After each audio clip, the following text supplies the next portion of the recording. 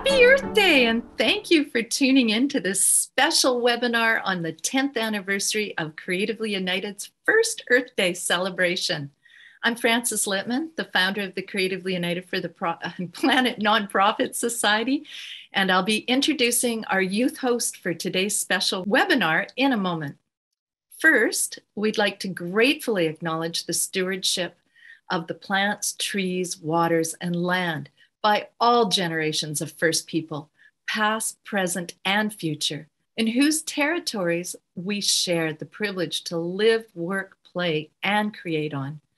I'm grateful to be here in the Esquimalt-Songhees First Nations territories. We'd also like to thank our lead partner in this series, Jonathan O'Riordan of the Gail O'Riordan Victoria Foundation Legacy Fund, as well as our community supporters, Lifestyle Markets, Spinnaker's Brew Pub, Horn Coupar, McAvoy Rule, and Miles Craig of KawaiiPerfection.com. 10 years ago, Creatively United launched our first Earth Day Festival in the city of Victoria. Thanks to a committed group of creative friends and wonderful supporters, we hosted a 3-day zero waste event that attracted thousands of people, produced less than 2 bags of garbage after recycling and composting, and showcased amazing artists, filmmakers, entertainers, and speakers, including Canadian award-winning musical legends Anne Mortifee and world-renowned flautist Paul Horn, plus Holly Arntzen and Kevin Wright, the Getting Higher Choir, May Moore, Daniel Lapp, Mike Demers, Colleen Eccleston, and many, many more. And if that wasn't enough, there was also a film festival, an eco-fashion show with upcycled, recycled fashions, an art show, workshops, displays, a free community outdoor dance party with DJs, and opportunities to meet hero workers involved in saving salmon, old growth forests, biodiversity, democracy, and making the connection to the environment and social justice issues. Great food also brought people together as many of the city's first food trucks were introduced at the festival. And here we are, 10 years later, and more than a half a dozen live festivals and sustainability showcases behind us with this ongoing webinar series and a free community solutions hub. Every day is Earth Day on creativelyunited.org. People can share and find ongoing events, resources, a pair-up directory of more than 175 incredible organizations, videos, a place to blog, and much more here. I just can't thank you all enough. To everyone who has lent their support and been involved with Creatively United over the years. It takes a village. And it only seems fitting to celebrate the 10th year anniversary of Creatively United for the Planet's first Earth Day event today, with an incredible panel of youth voices. This special Earth Day program features 5 Canadian youth changemakers who are working in creative ways to help amplify youth voices in the fight against climate change with research, policy, community building, education, and environmental activism. They will discuss the transformative change that is coming about through youth activism and intergenerational equity. I'd now like to introduce Creatively United's social media youth lead, Ella Kim Marriott. Ella has curated this part of today's webinar, and Ella is entering her 2nd year of a Master's in Rural Sociology program in the Resource Economics and Environmental Sociology Department at the University of Alberta. She has been involved with numerous environmental organizations, including Greenpeace Canada. Her interest lies in just transition and community work, and she started to work with Iron and Earth and will work with the city of Edmonton on a community garden related project this summer. Welcome, Ella. And thank you so much for bringing together so many amazing guests who we're about to meet. Thank you so much, Frances, for letting me facilitate today's discussion. I'm super excited. And I want to say a quick hello to everyone in the audience and happy Earth Day. And I hope that after this webinar, you all start off on a good note and you get a chance to go outside and enjoy whatever kind of weather you're having where you're located. Welcome to today's panel on the topic of amplifying youth voices in the fight against climate change. So my name is Ella. I'm the social media coordinator for Creatively United, and I currently reside on Treaty 6 territory. And previously, I was born and raised on Musqueam territory in so-called Vancouver. And my interest in climate justice has kind of flourished ever since I was in elementary school, but I've always seen environmental issues and social issues as very interlinked. And I think that it's really imperative to tackle these issues together rather than separately. And yeah, as long as I can remember growing up in Vancouver, I've always loved flowers, the ocean, clouds, pretty much everything that Mother Nature has to offer. So I think that's where my love of the earth kind of came from. But then I also am really passionate about social justice issues. So I'm really glad that working on just transition work now, it's a way I can kind of put myself in a role that allows me to tackle these things in an interlinked way.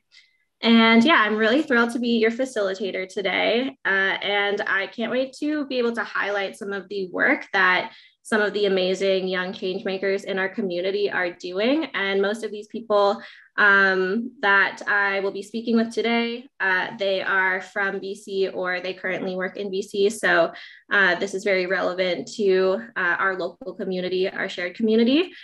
And just to give a quick overview of our schedule for today's webinar, I'm going to start with a sort of open-ended discussion with our panelists, and I'll be going through a few questions related to youth climate activism and intergenerational opportunities for collaboration and support. And then in the last half hour of our event, we'll be doing an audience Q&A. And so I'll get right into introducing our panelists now. I want to welcome Brenna, Isabelle, Ryder, and Veronica with us. And to start, I would love for each panelist to introduce themselves, what territory they're on, their organization, and then I would love for them to highlight any major projects or work that their organization is doing that they think is relevant to this conversation. And I'll just go in alphabetical order. So we can start out with Brennan.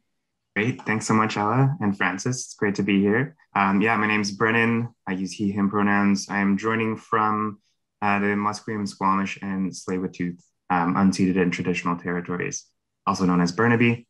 So I lead the climate change branch at the BC Council for International Cooperation, which is a youth-led and youth-driven group of about 40 volunteers, researchers and advocates who are passionate about youth engagement and climate action.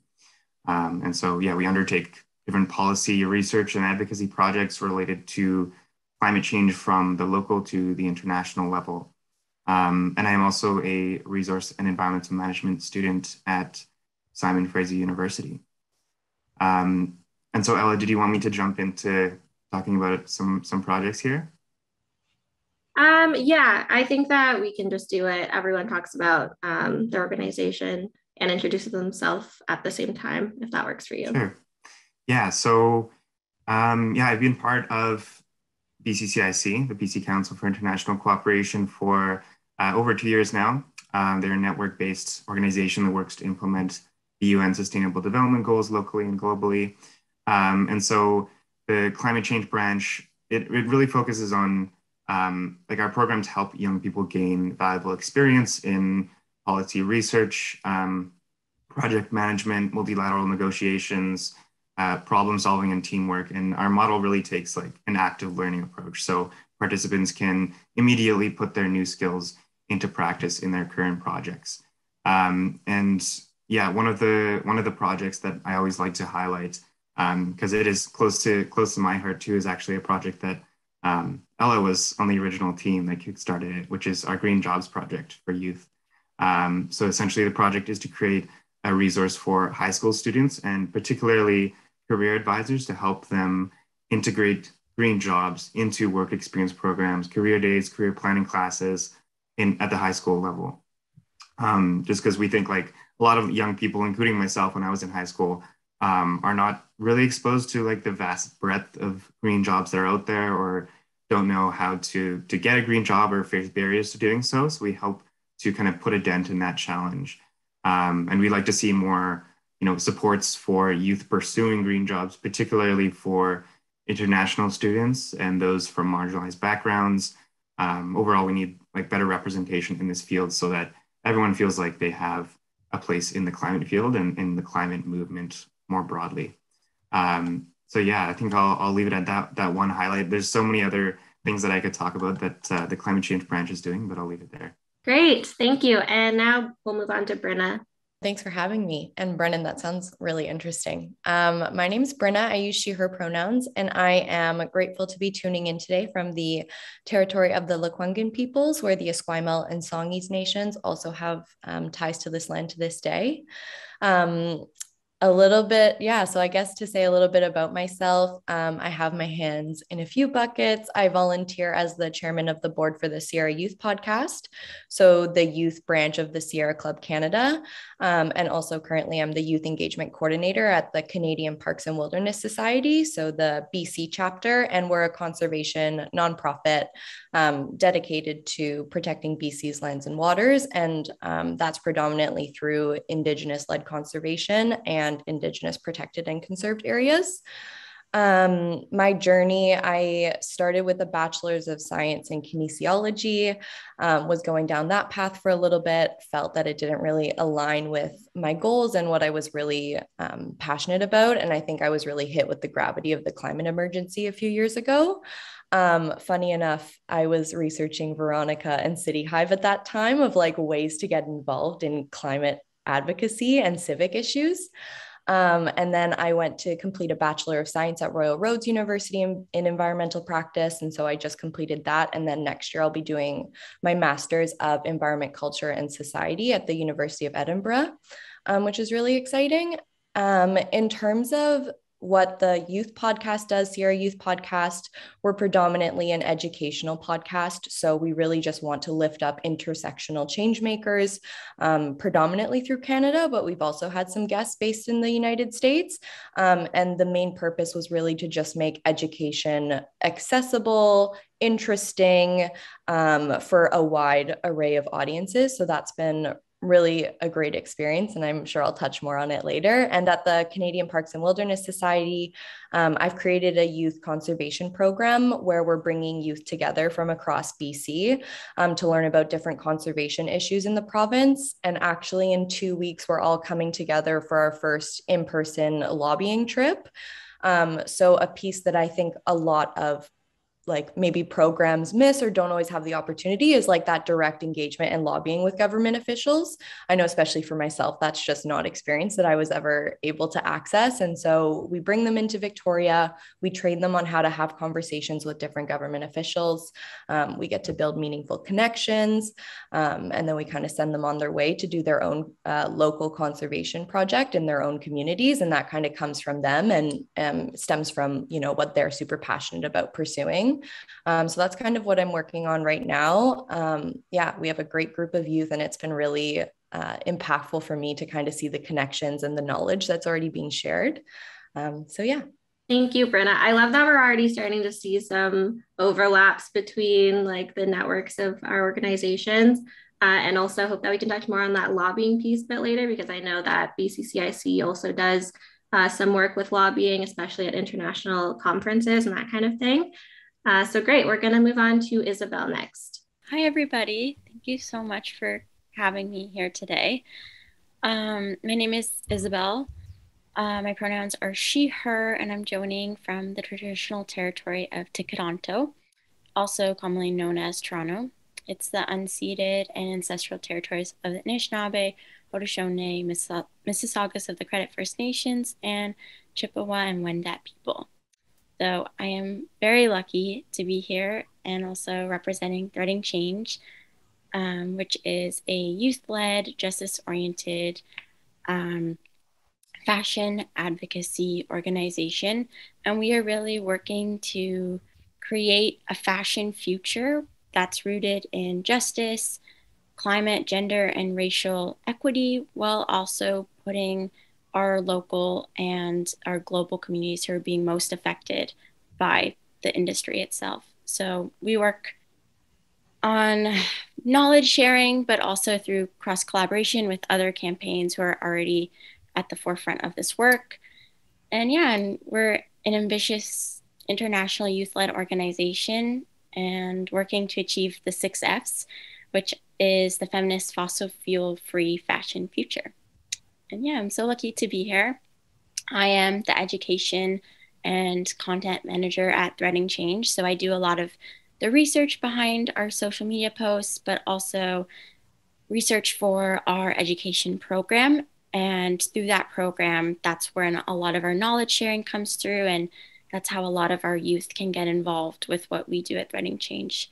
Because it's not only a platform for youth to learn more about the industry, it's also a way for them to contribute to changing the industry. And so we have these like you could say, like textile jams that we break out into sessions and figure out actual solutions to support the movements that are changing the industry. So yeah, it's so nice to meet all of you and be here with everyone. I'm so glad we get to share this space together. Yeah, thank you, Isabelle. I'm super glad to have you here as well. We'll move on to Ryder next. Hi guys, my name is Ryder Wise. My pronouns are he, him. I come to you today from the traditional lands of the Cowichan tribes here in Lake Cowichan. I volunteer, work with, and represent the Rain Coast Conservation Foundation, who I've done work with in 2019. And that's what I'm here to highlight, is their Emerging Stewards program that I was a part of. And I was invited to the year after as their first ever junior leader. I was one of 3 inspirational youth. In high school, in grade 11, I actually held a bake sale for Rain Coast. They're a non-for-profit. I raised $256, and this went to one of my favorite projects that they have, and it is buying trophy hunting land so people can no longer hunt trophy animals. And if you'd like to donate to that, Rain Coast has donations on their website. If you go onto Rain Coast's website, there's also 3 videos about myself, the Emerging Stewards program, the junior leaders, and also the fundraising that they're doing for these 10 years. That's about all I have to share right now. I hope to bring more to you guys later on in the presentation, but I just want to kind of keep it short and sweet. Yeah, that's perfect. Thank you, Ryder. And now we'll move on to Veronica for our last introduction. Good morning. And yeah, also echoing everyone, it's really great to be here with everyone on Earth Day. And yeah, my name is Veronica Belitsky. My pronouns are she, her, and I'm joining in from the unceded ancestral territories of the Musqueam, Potmish, and Tsleil-Waututh nations, which is also the lands that I got to grow up on and have lived on my entire life. The main hat that I'm wearing today in joining this conversation is as the executive director and one of the co-founders of City Hive. And City Hive, in a nutshell, we're an organization based in Metro Vancouver that's on a mission to transform the way that young people are engaged in shaping their cities and in civic processes on a local level. And the impetus for us starting was really based on my experiences growing up and the experiences of my co-founder Teska growing up in neighborhoods that were transforming really quickly, also being really passionate about issues like climate change and affordability, and seeing that when local governments were making decisions, building solutions, making plans, often, if not always, young people weren't at the table. And so we really started to question why that was and how we could fill that gap. And hence City Hive emerged just over 5 years ago. And we've grown a fair bit since then and have a number of different programs. A lot of the work that we do is working directly with local governments, other levels of government and institutions to help them engage youth in a meaningful way when they're creating strategies, project solutions. And then the other half of our work is our own programs where we do a lot of civic education for youth to learn about how their cities work, how decisions are made, in what ways they can engage. And then we also run innovation labs where youth work with decision makers to build solutions on issues. And I think that's one of the programs, or the main program that I'd probably highlight, our EnviroLab program, which is all focused on climate action. And what we do is we bring together a cohort of about 30 youth over a 4-month span. And we really try to bring together youth who aren't just the sustainability nerds. Like, I think a lot of us can identify. I can definitely identify as one. But we really also try to reach youth who are just feeling climate anxious and don't really know where to start. And we do a deep dive and a lot of learning about a specific climate issue, and then have youth work with community organizations and decision makers to create projects and solutions to problems that they've identified. And yeah, I think I'll leave it there too. I'm really excited for the conversation. Yeah, awesome. Thank you so much, Veronica. I am just so amazed by all of the work that you're all getting done and how you're all taking very different approaches to this issue. I think it's really awesome to see. My next question has to do with inspiration. So what kind of inspiration have you gained from being a part of the youth climate action movement? And what kind of inspiring experiences have you had that you would like to share that could possibly inspire our audience? And what's really at the core of this question for me is what motivates you to continue to be a part of this movement. For instance, you know, in the face of things like climate anxiety that Veronica just mentioned, I think it's sometimes difficult for us to find motivation to keep going. So I'd just really love to hear where you get your inspiration and your motivation from. To preface my answer, like when I first started out in the environmental field, I think the most important thing that I learned was that like I wasn't just beginning a career path, right? Like I became part of a movement that was larger than myself and was like integrated into a network of passionate people working towards a sustainable, just, low carbon future. So that includes like both other youth my age and older generations that had already kind of paved the way in the field and who are more than willing to support and mentor younger people who are just starting out. And so maybe I'll highlight two kind of experiences that have inspired and motivated me. The first one is kind of the huge momentum building that was incited by student-led climate action at universities, both at my own university and across Canada and globally. So I am involved in a group at Simon Fraser University called SFU 350, which is a student climate action group on campus. As a result of the work and advocacy of our group over the last year and a bit, we have built widespread momentum at the institutional level for climate action. So SFU divested from fossil fuels, they declared a climate emergency, set up a climate action and sustainability committee at the board level, set climate targets. So granted that took almost 10 years of student advocacy, but that dedication from students over those years is inspiring. Like even though the students who originally created the club 10 years ago, they graduated, their legacy still lives on though, right? The seeds that they planted were like nourished and watered by the youth who came after them. And yeah, it just goes to show like, don't be daunted by something that seems overwhelming, like an immovable institution like a university. Just trust that like it will carry on and lead to big change with consistent pressure.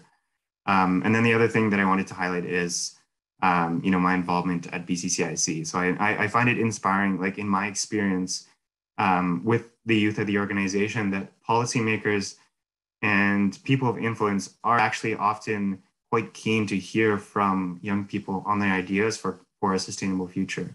A couple of examples of that. So BCCIC sends youth delegations to international climate change conferences.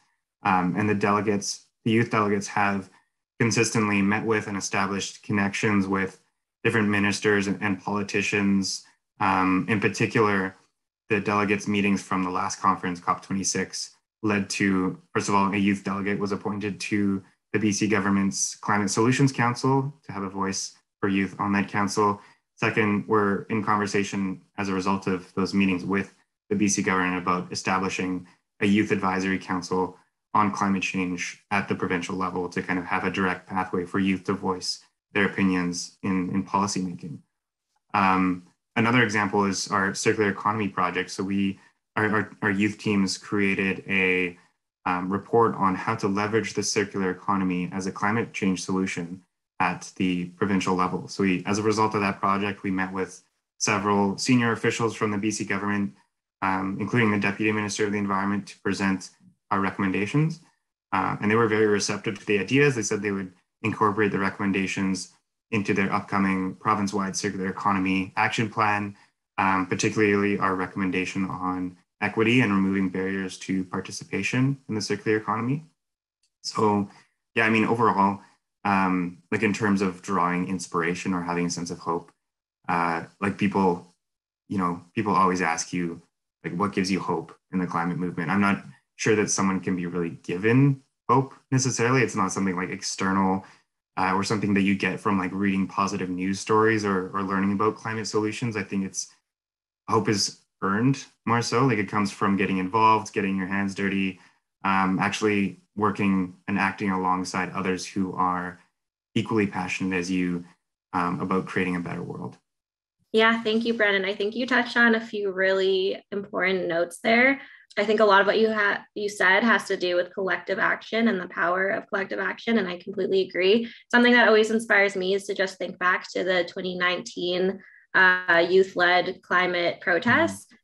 That is just like a depiction in my head that I can really easily picture, to think about how many people care about this issue, and it's kind of a comforting thing to do. And then the other thing that I just want to highlight from what you said is that I think it's incredible that BCCIC is working on multiple projects simultaneously, which really gives youth a lot of different opportunities to kind of get involved with things that are more specific to the kind of skills that they're trying to develop. And yeah, I love that. I love everything that you shared, Brennan, and especially that last note about how like the process of building hope. And I love that you asked this question, Ella, because I think it's so important for anybody who's involved or engaged in the climate movement and beyond as well, to really know what the things are that bring them inspiration and motivation and hope, because it's a long-term game, and it's really draining, and a lot of folks involved in the movement, I think, really face burnout. And so it's really important to be thinking about what actually keeps us going. And I think a lot of the social science research on climate action and what motivates people generally shows that hope is really important, and that feeling paralyzed or daunted by how huge the issues are is a huge demotivator from taking action. So yeah, love thinking about hope. And I think to answer the question, I think two things come to mind for me as well. I think one thing that really has brought me a lot of inspiration in the last few years is especially looking at younger organizers who are organizing and advocating for climate action in a way that centers climate justice and equity better than I think any other movement has in the past, any other climate movement has in the past. And I can even think back to a few friends and I in high school organized kind of like a mini version of what the climate march looked like. But instead of having thousands of people, I think we had like 20 people come out to the Vancouver Art Gallery.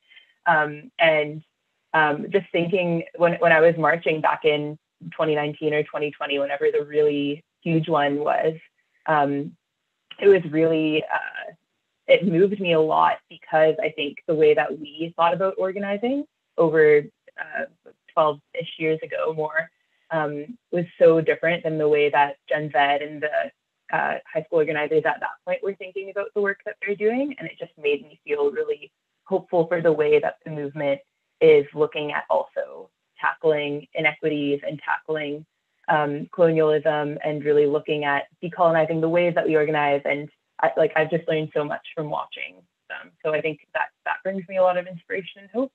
And I think the other thing too is that I think the youth climate movement often gets touted as being this very hopeful thing. And I think it's been said time and time again by so many youth climate leaders that, like, do not call us hopeful. Don't point at us and say this is hope. What we want is action. And I think that that's really important to note as well. And so I think the things that have brought me hope have been when decision makers have listened to youth and have brought them into decision-making spaces, and haven't just kind of put them on a pedestal as hopeful. So I think that's something that I want to see a lot more of, and I think that's what makes youth engagement meaningful, is actually bringing youth to the table and working together on creating action. Yeah, Veronica, what you said totally resonated with me about especially looking back to younger generations. And it's funny to think about that, because obviously we're all youth, like we're all still very young, but it's really amazing to see what the people even younger than us are doing. But like you said, the reason that they're taking all this action now is because we really don't have time to waste at this point. But yeah, I had a very similar experience when I was in high school. I was the only person when I was in grade 8 in our environmental club. And it was really difficult for me to pick up that momentum. So now seeing environmental activism become much more widespread in these amazing youth-led movements of millions of people, it's very inspiring within itself.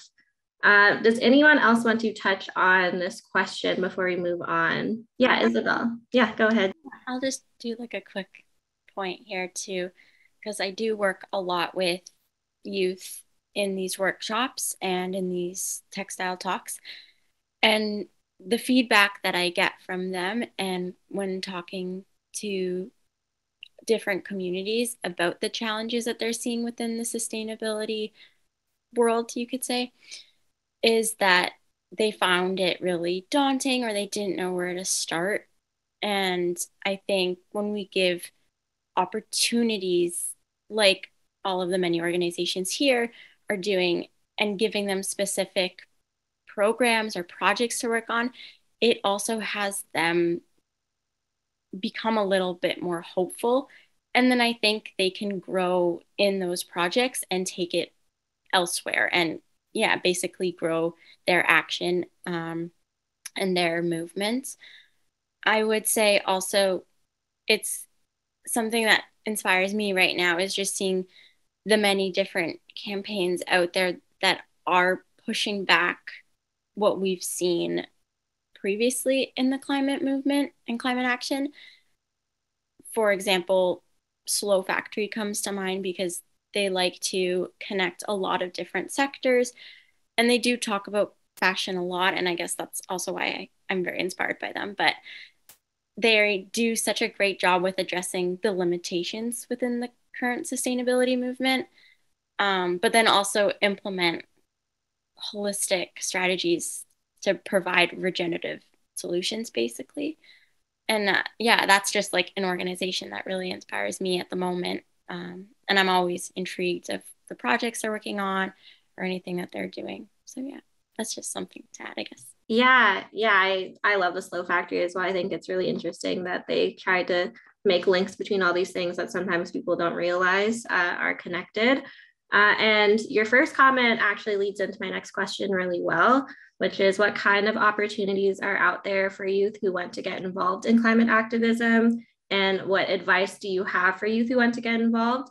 And I encourage you here to kind of reflect on your own process of getting involved in climate activism and what that looked like for you, and maybe some lessons that you learned as you tried to get on this path. And yeah, whoever wants to pop in, maybe Brenna can start us out for this one. Sure. Thanks, Ella. It's kind of a daunting question because I think I can only really speak from my experience, but also, yeah, kind of knowing what other people have done in the circles around me. One thing I do want to just say is it's just been so surprising that you can really make space for anybody doing anything, which I think is a really hopeful reminder for myself. Sometimes like when I'm needing hope or I want to feel inspired and I don't even know it, I'll interview somebody for the podcast, and just seeing the actions that they're taking in their life and the initiatives they're doing has been a really great reminder that there is space for everybody in this movement, whether you want to start an educational magazine, whether you want to start your own podcast, whether or not you're an artist or a videographer or you're a poet. Like, I just love that everybody can find their true selves in this space, and you don't have to fit yourself into a specific mold in order to enact change.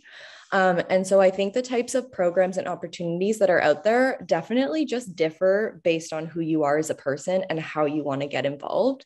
So I think I'll just give a general answer of like research, because I think when I first started out, I was coming in from a bachelor's of science in kinesiology. So I had a very kinesiology based background, and I felt very insecure about the fact that I had no experience and I had no idea where to start. And so it literally started with me taking a bus to Montreal to just walk in the climate strike. And I felt like I was doing something and I was a part of that. And it kind of steamrolled into other opportunities. And before I started my, oh my gosh, I'm getting emails from government officials. I'm sorry.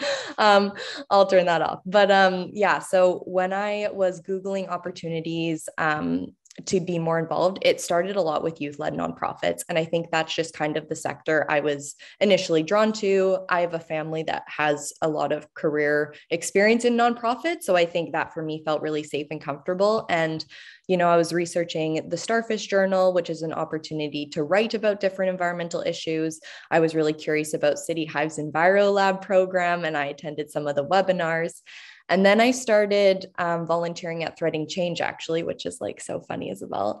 So I was the Textile Talks coordinator. So for a season, I was finding speakers to talk about different issues on ethical fashion, which you, Ella, were in, which is so hilarious. So I don't even really know how to describe it. I would just say try and think of an activity or an opportunity that would excite you. And once you start that, you'll just be exposed to different people. You'll be exposed to different ways of thinking. You'll be exposed to different activities, which will also catalyze your curiosity to do something else. So I just think the first step is always the hardest, of just try and get yourself involved in something, whether it's a youth-led nonprofit or it's like a community activity. And that's kind of how my journey started. So it was literally just different volunteer opportunities at different nonprofits. The Sierra Youth podcast literally just came out of me being put in as chair for the youth branch of the Sierra Club and asking my other members, how do we get people engaged? What's an outlet that we can make environmental education more fun and exciting? And I love podcasts when I'm going on walks. So it was just oh, let's try this out. So for an entire year, me with no background, I was editing podcasts on a Friday night for hours and hours and hours. But I loved it because I thought it was so interesting. And so I had no problem doing that type of activity. So yeah, I think it differs for everybody. That's a little bit of my experience. And I would say just keep being curious, and you can try really anything, and people will probably very much support you. Yeah, I love that you touched on the artistic side of things as well. I think that that's something that's really interesting about the youth-led environmental movement, is that there's a lot of arts-based activism. And I know that you mentioned too with the Sierra podcast that one thing that you think you've benefited from it, this is something you mentioned in the past, but you mentioned how it's helped you with your public speaking skills as well, which is something that you maybe wouldn't automatically expect from doing a podcast. But I just think that goes to show as well that getting your foot in the door, you're always going to gain from it, whatever kind of activities you're partaking in. So it's always worth giving it a shot. Ryder, would you like to talk next about just your experience and how you got involved with Raincoast and environmentalism? Actually, I'm glad I'm getting this topic here, because initiatives to tackle climate change is one that I want to bring up. I'm going to start by talking about two of my experiences and try to stay focused on bringing it into my job and why I'm walking a fine line here. So the first experience, it was an initiative I took in grade 11. I worked with the Cowichan Lake River Stewardship Society here on the Cowichan Tribe's lands. What we did is riparian work. Within the first 30 meters of any water body, being salt, river, or lake, we planted native plants, and this was for erosion control. I enjoyed that job so much. It was actually aimed at youth, so they only hired grade 11 students and grade 12 students. It was wonderful. There's lots of stuff out there. If you just by chance, anyone in the audience goes and looks it up. And one of the other things that they did, this is the second experience, every August they host the Cowichan Lake River cleanup. And I've been doing that consecutively for 4 years. I love it. It's such a great initiative. To go into the river and actually clean it thoroughly, you'd be surprised at the amount of cans and bottles we pull out. And surprisingly enough, what shocked me the most was the amount of crayfish, crawfish, or crawdads, whatever you want to call them, get stuck in these cans and they can't get out because of their claws when they try to turn. And the other thing I wanted to bring up about this Cowichan River in doing the cleanup, why it's so important. To my right here, I have a poster of the 6 salmon species, and that has to be corrected. My work with Raincoast, I introduced a brand new hybrid salmon, and it was hybridized here in the Cowichan River on Cowichan Tribe's lands. If I were to take initiative, which I so desperately want to, I could push the government of BC to have the Cowichan River under the Endangered Species Act. The populations are unknown, and the biggest question I have about it is, was it a female coho and a male Chinook, or a female Chinook and a male coho? That's the two salmon it was hybridized between. With this brand new salmon being in the river, it should be protected under the Endangered Species Act. But this is the fine line I'm walking, and this is where I'm going to bring my job into play, trying to stay focused.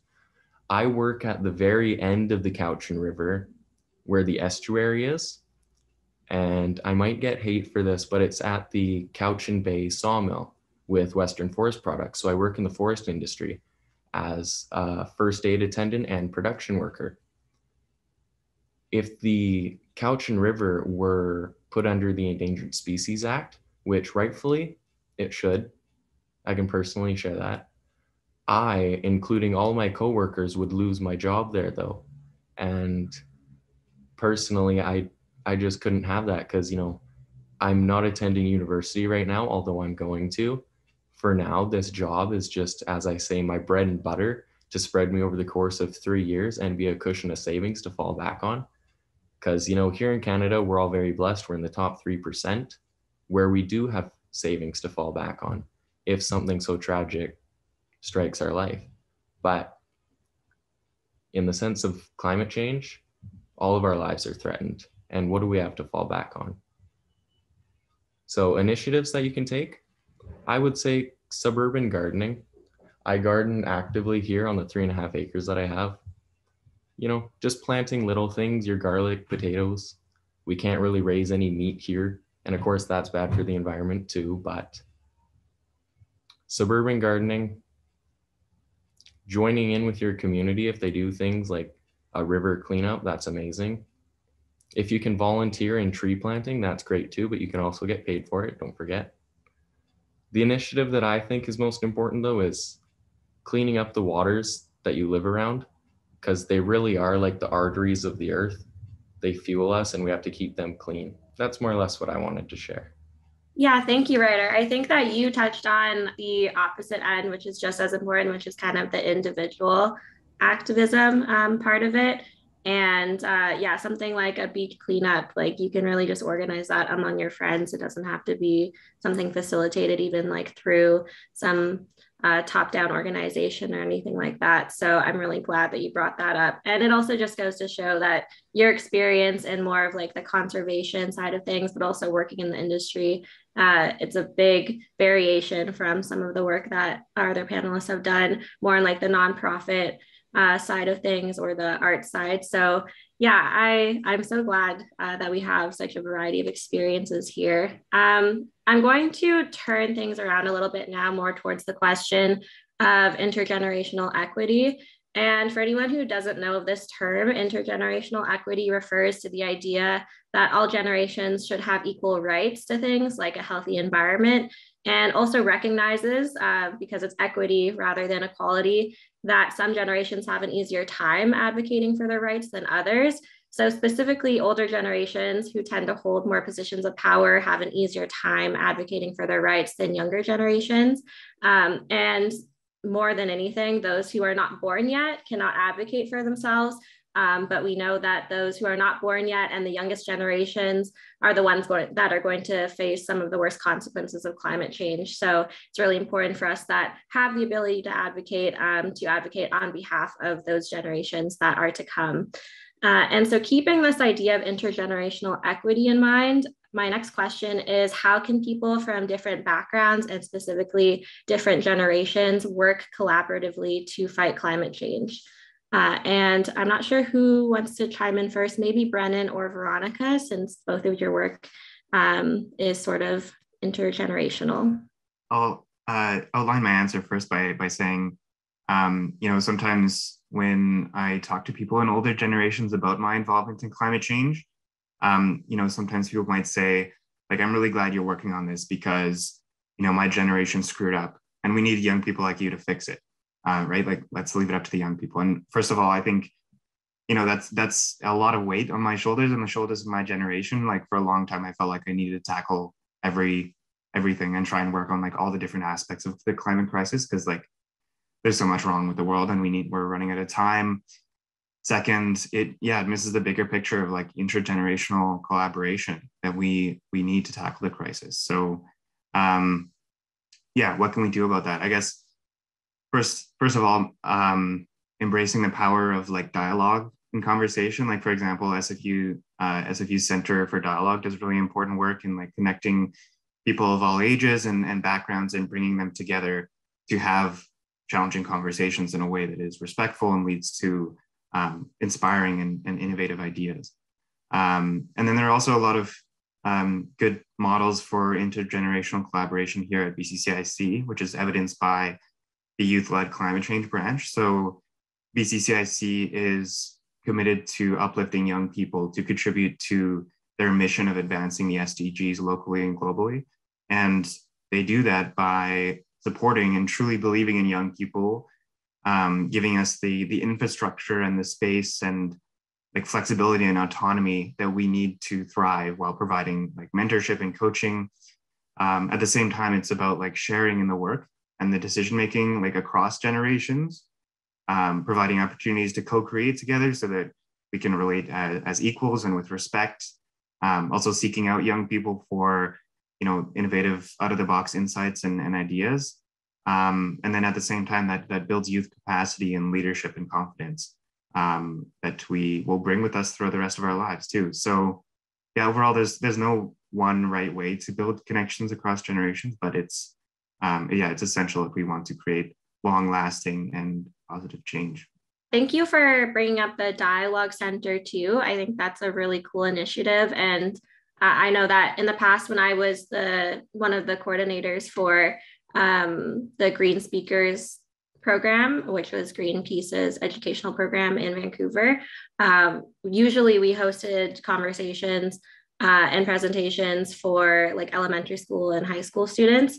But we did one time host like an intergenerational roundtable discussion, which was really interesting to just hear like all the different ideas that the different generations were bringing forward. So I'm glad to hear that there's something similar to that kind of happening on a bit of a more ongoing and larger scale.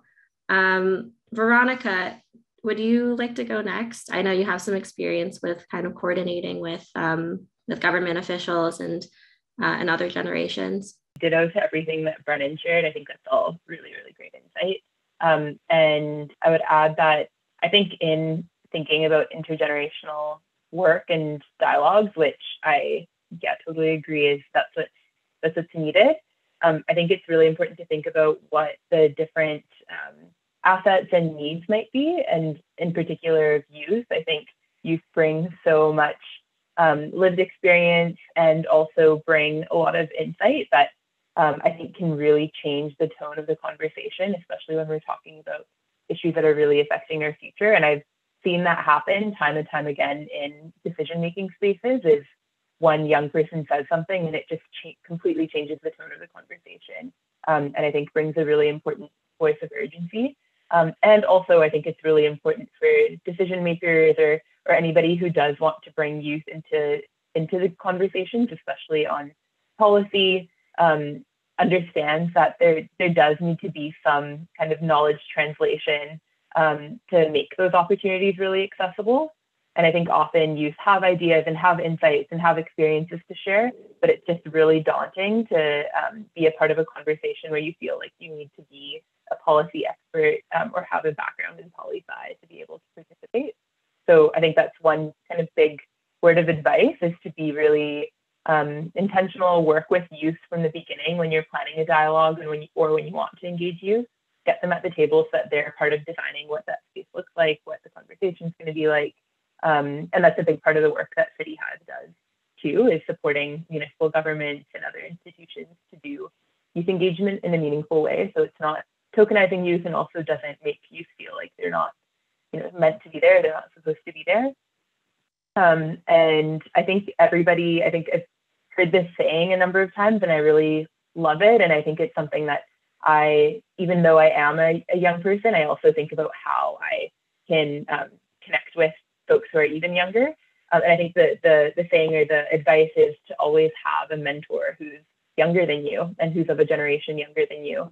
And I think that that's so wise. And I like fill my life with Gen Z mentors because I think that there's so much to learn, even just from kind of the generation right below mine. And I definitely want to continue that throughout my life as I become a not youth over time. Yeah, I absolutely love that idea of having a mentor that's younger than you. I think that's very wise and actually not something I've heard before. And I also just wanted to make a note of one thing you mentioned, which was the tokenizing of young people as well. I think that's a really important point to bring up, and also kind of brings us back to this idea that the climate movement has to be considerate of justice and how no one youth represents the ideas of all youth as well. So we need to really have diverse youth at the table. From lots of different backgrounds, because everyone's going to have a different perspective on life depending on their different intersecting identities. So yeah, thank you for bringing that up. I'm going to move on to our last question, which is on a similar note. How can older generations support the youth climate action movement at large? And then more specifically, how can they support your work, your organizations, and your communities? If there's anything really specific that you're seeking out at the moment, think about whatever projects you're working on, or maybe gaps that you think could be filled by some intergenerational help and collaboration. And I think, why don't we start off with Isabelle for this one? Yeah, Veronica, I really like what you just said also about having those younger mentors, because that's something that I think about a lot with working with so much of these youth advocacy groups and student groups. And yeah, it's such a lovely thought. But yeah, so I think a great way for different generations to cross collaborate and connect on this level would be showing our connections and creating an actual space to have those conversations. Similar to bringing youth at the table, we bring those other generations together. And I think when older generations can work in solidarity with youth and support the campaigns and be on the ground as well, I think that physical number of that generation being there would support the campaign.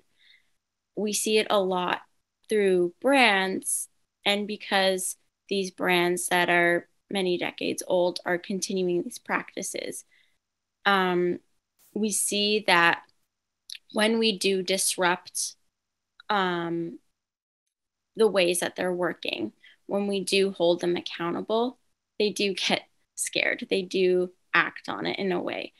And I guess that's something that we look for, but it's also a way to then invite them into the conversation and have that conversation with them, whether they're 2 generations older or just the next generation older. I think it's important to challenge them and then invite them in and have that dialogue, like Brennan said earlier. And yeah, and again, like I said, I think with clothing specifically, maybe we see that we're all wearing clothing. We're all in some way affected by it. And so when we have that connector, or when we have that ability to tell the story in that way, we can get through to them. So it's also about communication and how we communicate with these older generations to make them want to be more involved and support the work that the youth is doing.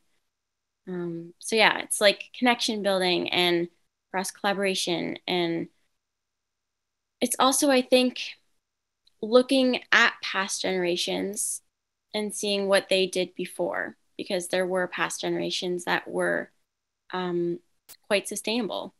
And so maybe we bring those traditions or those ways back up again and connect it to generational experiences as well. Maybe that's a way too. Yeah, you bring up some amazing points there, looking back to some traditional knowledge is always very important in the climate movement. And I think that traditional knowledge has largely been ignored as well. So it's really important to bring that to the forefront. And then I love what you're saying about bringing people into the dialogue and, you know, challenging them, but not completely closing the door, because that sometimes is not the most productive way to actually move things forward. Yeah, that was all great. I'm going to turn to Ryder now, if you would like to share anything. How can older generations support youth-led solutions to climate change? Well, the first thing obviously that comes to my mind on a personal note is just recycling is a big one, very heavily. And so like Isabelle, I'm sure recycled clothing is something you guys are pushing for, and I would push for too. And when I mentioned earlier suburban farming, a big one that I can think of is starting up a compost. Depending on how much land you have, you can buy rototilling barrels that you put your compost in, and it keeps the bears out, and it also keeps the smell down too. I have 3.5 acres here, so suburban farming here is a big one for me, and composting. Recycling. Earlier I said all of us here, we're in the top 3% of people in the world. We don't have to worry about not having a meal tonight or tomorrow or a week from now. You guys are all going to university and you all have a roof over your head. We're very blessed. And I'm sure people in the audience are too, and there might be seniors there. So where I'm getting at with being in the top 3% is switching over to hybrid cars or even electric cars. I feel that's a big new movement happening. Although the carbon footprint in creating an electric vehicle is higher than a gas or diesel powered one, keeping it for a longer period of time is very important, such as if you buy a plastic Christmas tree. If you keep it for longer than 5 years, it actually is, it's better than having a real tree every year. And so just going back into trees in the forest industry, because that's where my job lies, what can I personally do to help this change? Well, the first thing that came to mind for me when we were talking about it was my mill. And what I would like to try and do at my mill is recycle more. So much of the things there just go in the trash. We have a wood bin and a metal bin, and I think those only are used because they get money back for that. Everything else just goes in the garbage. So like I said, if I were to actually try and have the Endangered Species Act put on the Cowichan River for the new hybrid salmon that I introduced, I and all my coworkers at this sawmill, we would lose our jobs. But we have to keep emphasis on responsible forestry. And here in BC, here in Canada, we have the best trees in the world. You know, it might not be comparable to the Amazon rainforest in the amount of oxygen it produces, but I'm sure Brennan can appreciate this too, where the oceans actually produce more oxygen than the Amazon rainforest or British Columbia's forest together. Maybe not together, don't quote me on that. But how can older generations support youth-led climate change? I think sort of recycling. Recycling is my biggest one. Yeah, I really like the points that you're bringing up about, it kind of goes into like the circular economy idea that Brennan touched on earlier as well. And just the fact that like, because of all the previous generations, we already have so many things on this earth that we can keep on cycling, which is really great. And then another thing that you mentioned sort of in passing that I want to highlight is the fact that there are already some spaces where we might have like intergenerational opportunities.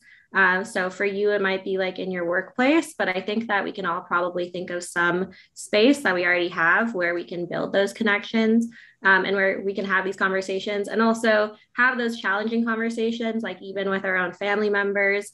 I know that that's a really difficult thing for some people, but just trying to kind of make those small mindset shifts, I think could be really important. Yeah, I think that I also wanted to highlight some of the more like tangible resources and support that I know older generations could offer a lot of your organizations. So for instance, things like funding, that is always like a really big question for a lot of organizations. You know, going through like the grant cycles of having to apply for new funding every year can be very challenging. So I think that's one really easy way that older generations can also support our work if they have the means to do so. And then like Isabelle said, also just like physical bodies helping with this kind of work and being there to build the collaboration. So like the presence at climate actions and climate protests. One thing that comes to mind is like the Raging Grannies. I don't know if anyone knows who they are or have seen them at different climate protests, but I always love seeing them there because they usually sing songs, and also sometimes they bring their grandchildren, which to me is just like the best depiction of those kind of intergenerational overlaps of people caring a lot about climate change. So yeah, that is all the questions I had. And so now we're going to move on to some of the audience questions. The first one that I want to start with is if you have any advice of how to get youth involved in climate action in communities that are trying to engage with youth. So nonprofits that maybe don't have a big youth presence so far, but they want to bring more youth out to their events, or recruit more youth for their volunteering and that kind of thing. If any of you have advice for that, maybe I'll start with Veronica here, because I know that you do a lot of engagement with youth and might have some good advice there. Yeah, I think a really great place to start, and we actually use this as our our strategy for reaching a wider range of youth, is to partner with organizations that serve youth. And so whatever community you're in, there's bound to be some organization that serves this other youth serving agency or organization, thinking about in more urban areas, like neighborhood house, youth programs, settlement agencies and organizations that work with newcomer youth. So I think you don't need to like reinvent the wheel or work really hard to reach new audiences of youth, but go to where youth are at and the organizations that already serve them. And I think another piece of advice is to make sure, and I mentioned this earlier, but to make sure that youth are involved at early stages. So for example, if you want to have a roundtable dialogue with youth, or maybe an intergenerational roundtable dialogue, don't create the event and then invite youth, but have some youth that are part of organizing it with you. And I think the last thing that I'll say, and this is one that I think is really important, is to, when you can, compensate youth for their time. I think youth often get, there's no shortage of volunteer opportunities.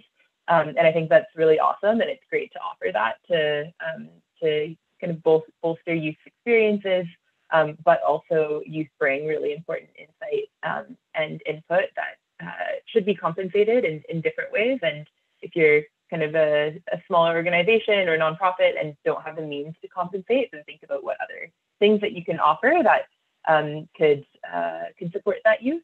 And then when you have the means, always budgeting for youth honorarium. We at City Hub, we're a living wage employer. We employ only youth and make sure that youth are compensated fairly, and always offer honorariums for any kind of opportunities or asks that we have for youth. So I think that's a really important one to plan for. Yeah, that is an excellent answer. Thank you for providing all that insight. I'm going to move on to another question, which is about social media. So I'm sure that you all use social media to some degree or another in your campaigning and your recruiting and that kind of thing. But someone mentioned how social media has both negative and positive consequences. And so, if you could just talk a bit about how you use social media in your activism and maybe some of the benefits that you've gained from having that as an outlet. I know that for some older generations, like social media might be a bit of a newer thing and might be a bit difficult to kind of figure out how to engage with those benefits. So I think that this would be a good opportunity for us to kind of just highlight some of the opportunities that social media brings about within the climate activism movement. And I think I'll get Brenna to start on this one, since the podcast could be considered sort of a form of social media in a sense. Yeah, I'm happy that I got this question. And I also think it's funny that I'm answering this, just because personally, I have a very love-hate relationship with social media. I think I've had to do my own personal inventory of the benefits it brings into my life versus the more negative aspects. I think in general, I really try to be digitally minimal. With that being said, I think social media has been really great for me in terms of having it as an opportunity to network or be exposed to opportunities that I might just not find on the web, the World Wide Web. And so specifically, I think there's a lot of youth-led nonprofits that predominantly share resources and opportunities from their social media platforms. And I know that there is a account called Get Out There Van or something like that. And so a lot of the opportunities that I've actually had have been a result of just seeing them post a story. And so I would say it requires a little bit of emotional and digital literacy to be able to create boundaries with social media. I think you really have to do more of an internal look to think about your usage and what you want to give to it and what you also want to take. So I'm not a big poster. I don't really use it for personal reasons. It's more so just for connecting with people. In terms of the podcast, social media is definitely our biggest outlet to be able to show that we have like a new episode being dropped and things like that. And I also use social media for the youth program at CPAWS. I DM'd a lot of youth-led nonprofits asking them to promote the program on their story or make a post about it. And what's super great about the community is that like we're all kind of here to help each other out. So it was met with a lot of positive responses and a lot of people were able to share it.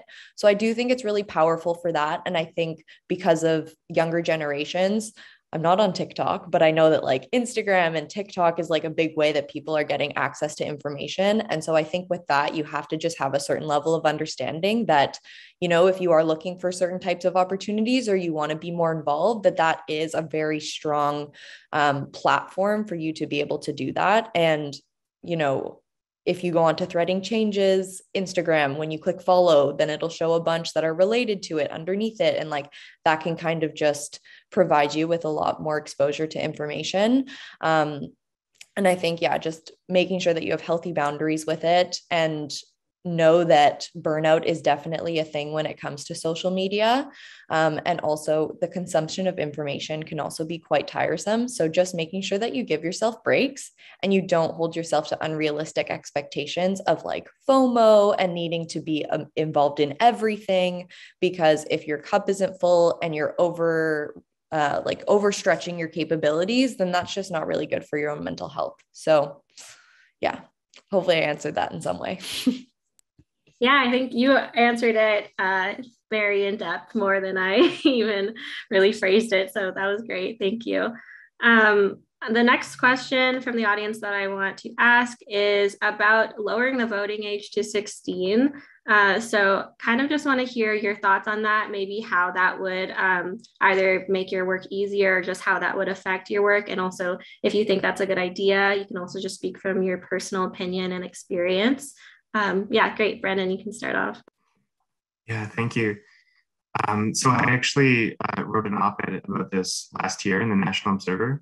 I can share the link afterwards. I know that there are lots of people working on this topic, doing great work at various Vote 16 campaigns like Dogwood here in BC, several politicians and youth groups federally. So all the credit to them. But yeah, I mean, when I was 17 at university, just starting out, I was very involved in advocating and campaigning on the proportional representation campaign here in BC.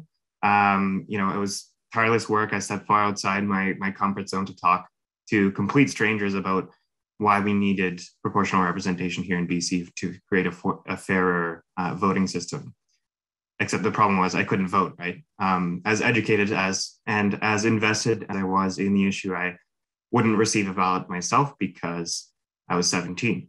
And yeah, I mean, since the onset of the pandemic, youth have faced, high infection rates in crowded classrooms, part-time job layoffs, bleak job prospects upon graduation, yet they can't elect a government themselves that addresses their biggest issues. So, a lot of young people might feel disconnected from politics and rightfully so, because, how can youth be expected to be interested and knowledgeable about politics, like while they're in high school, if society doesn't trust them to participate in the voting process. Yet we trust 16 and 17-year-olds to like drive cars, get jobs, pay taxes, enlist in the military, etc. So they should have a right to cast a ballot too. And yeah, there are lots of benefits to this too, like strengthening democracy, increasing voter turnout. While when people are 16, they're still in high school, rather than at 18 when youth have to deal with, so many other things going on, transitioning to university, moving out, etc. Research shows that changing the voting age to 16 fosters a lifelong voting culture for themselves and their parents too. Right? Like imagine the increase in voter turnout among youth if high school classrooms research party platforms, registered to vote, and like went to the polls together instead of at 18 when so many other things are occupying youth's minds. And yeah, it'll also allow governments to hear a wider range of viewpoints, particularly like when Canada is reckoning with issues of like racial injustice, climate change, economic inequality. So yeah, there are lots of benefits to it. And yeah, I think it's something that'll definitely have a far-reaching impact far into the future. Yeah, that was great. Thank you so much, Brennan. And I just want to add on to that on top of that research that shows that that it'll get youth engaged at a younger age, which will make them voters for life. I've also seen lots of research that suggests that youth and kids getting involved in climate activism has an influence on their parents getting involved in climate change related work. So that's just one thing I would encourage any of our older audience to do is talk to your kids about what their thoughts are on climate change, and if they have any advice for you or anything that they're working on that you can support. I think that that's a really great thing to do. I'm going to move on now to another question, which is, what is the main activity change that you have undertaken to lower your carbon footprint? And I think Brenna wants to start this one off.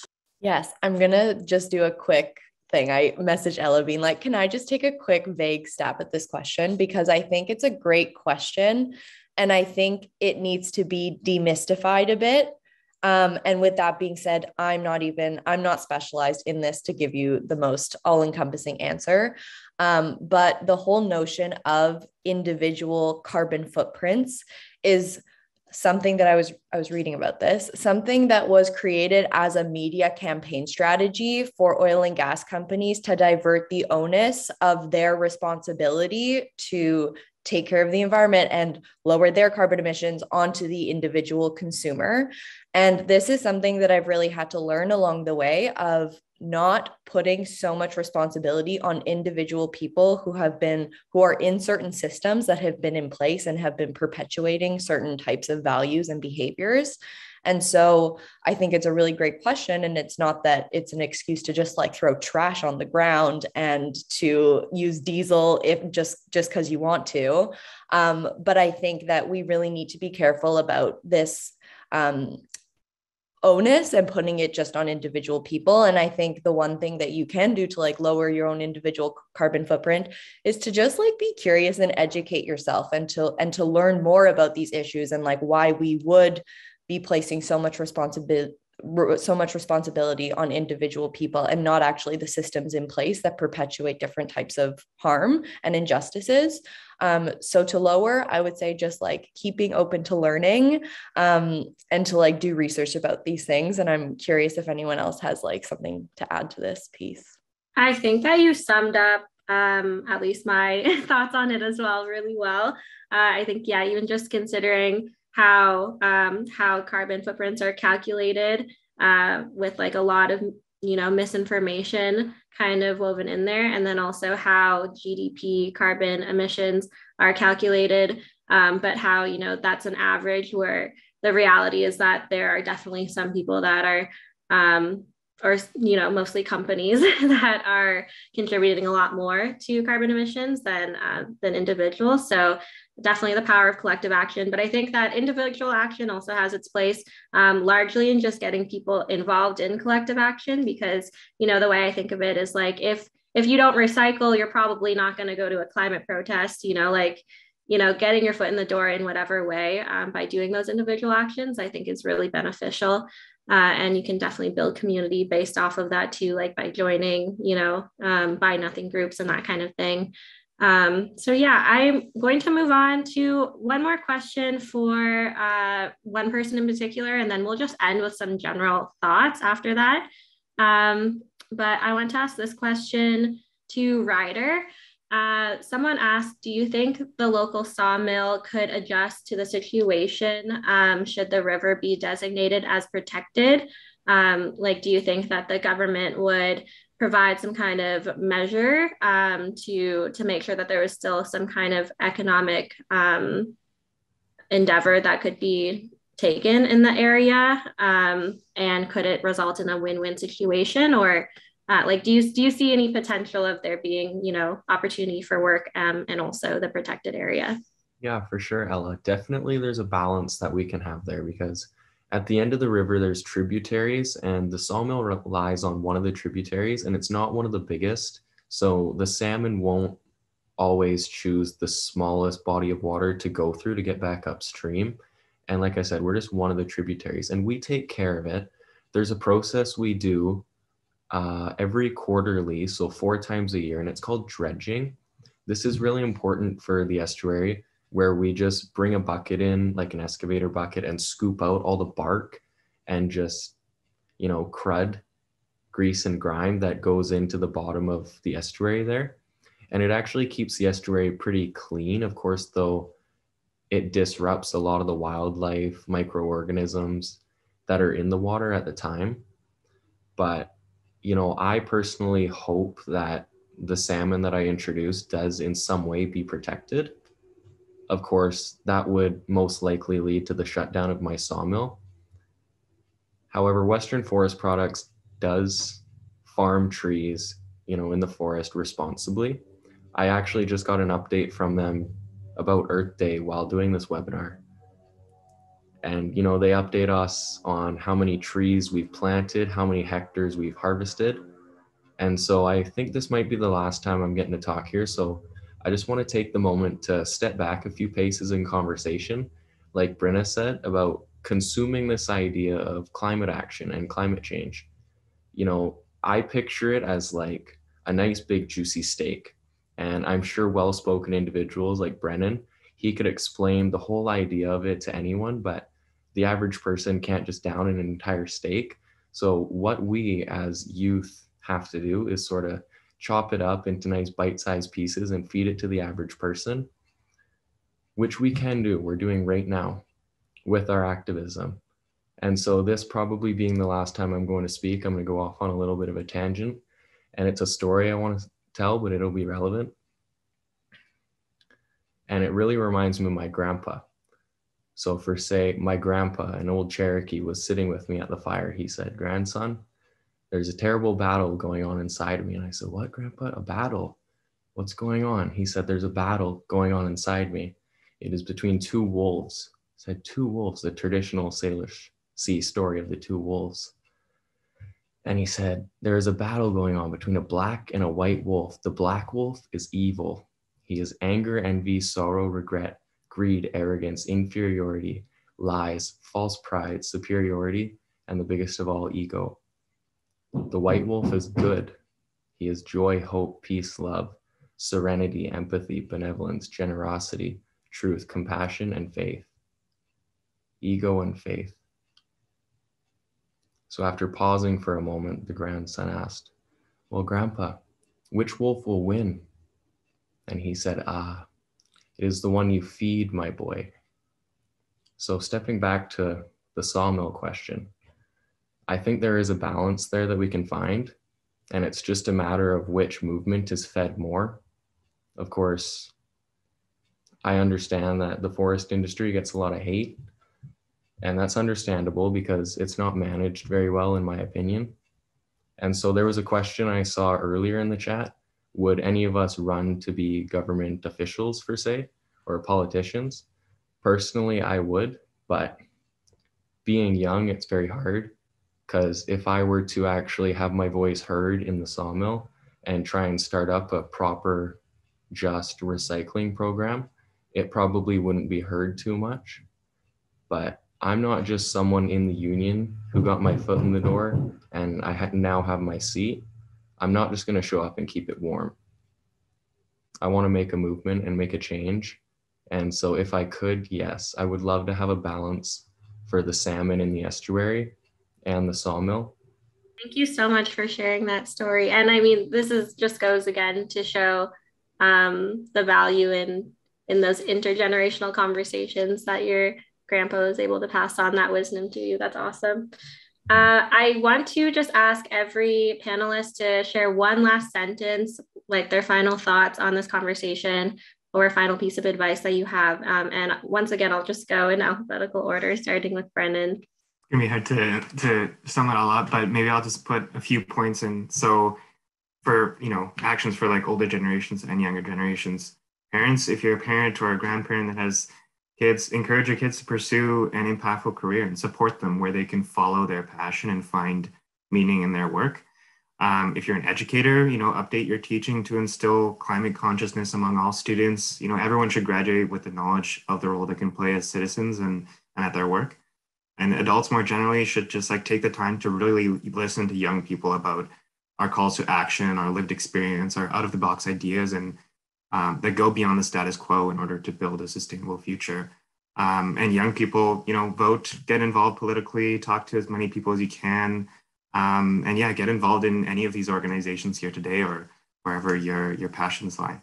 Yeah, I don't think I could have said it better than Brennan. So I think I'll just share a different kind of piece. And maybe I'll touch, my piece of advice is how to be in this movement, regardless of what age you are in, for a lifetime. So, how to keep going.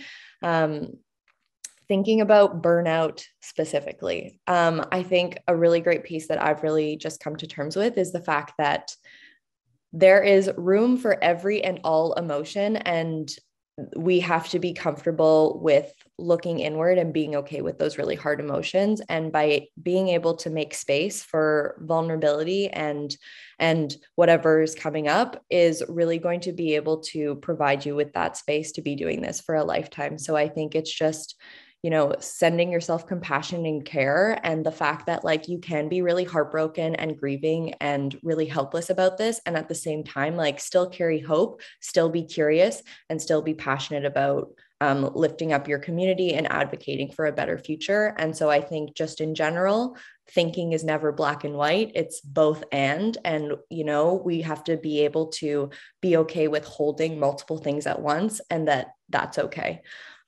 So I think I'll leave it at there. Yes, great. Thank you so much. We are running a bit over time, so I'll ask just either Isabelle or Veronica to share one last piece, and then Frances has a couple announcements to end us off with. Yeah, I'll just say, I resonated with what everyone said, and I think it was just a beautiful way to celebrate Earth Day and the collective action that we're taking. And yeah, thank you for giving us this space. I'm quite inspired by all the work everyone is doing here. And yeah, I think just being in solidarity with one another and the different campaigns out there is how we can move forward. Yes, thank you for reminding us the point of today's conversation, which is that it's Earth Day, and I hope everyone has a great rest of their day. And yeah, all of us panelists, we can connect together after and also can connect with the audience. Frances, now you can finish us off. Okay, well, wow, what wisdom. Thank you so much, everyone. And thank you, Ella, for your skillful moderation of today's program. Veronica, Brenna, Isabelle, Brennan, and Ryder. Wow, I just can not say enough about how pleased we are to have had you join us today. Do you know a teacher or a student in the Greater Victoria area?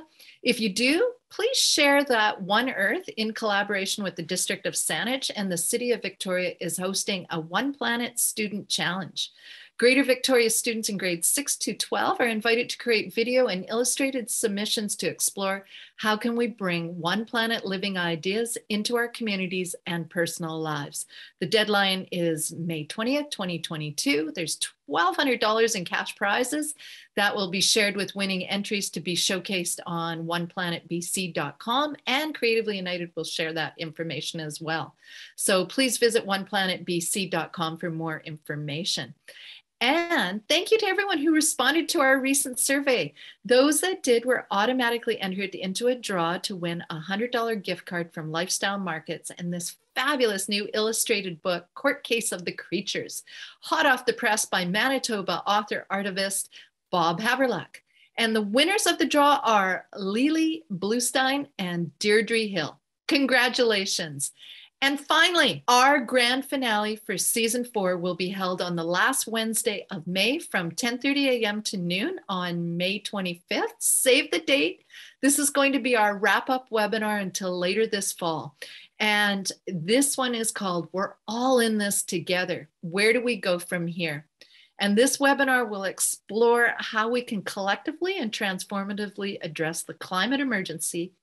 We have a diverse panel of thought leaders, actionists, and artists who are all working at all levels of engagement to join us. So stay tuned. We'll be announcing our speakers soon. And thank you again to our wonderful speakers and to you, our audience, for joining us. Happy Earth Day, everybody. Thank you.